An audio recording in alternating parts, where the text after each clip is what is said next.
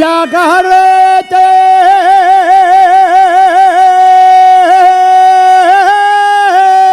carretera di Pedroso, la carretera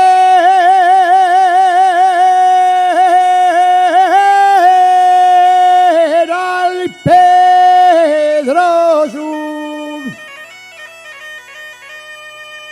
Y muy larga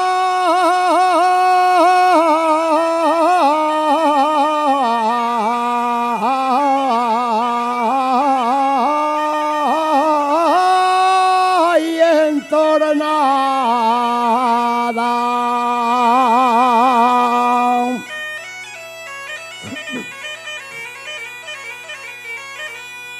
Y muy larga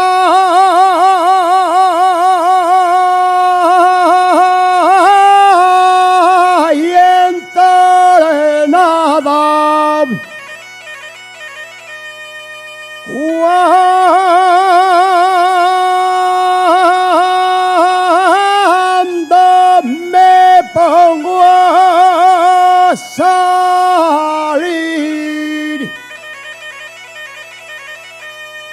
no me acuerdo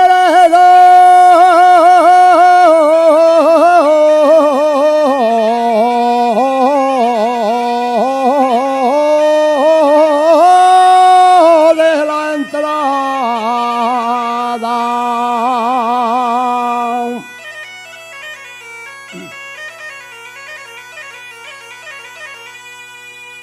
El que tiró la portiella,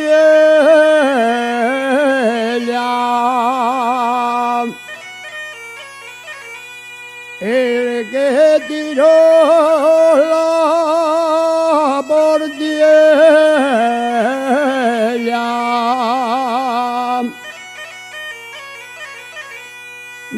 ya lo veré yo mañana.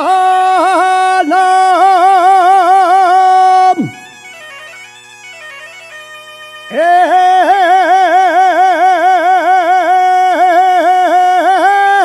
que tiró la portiella va a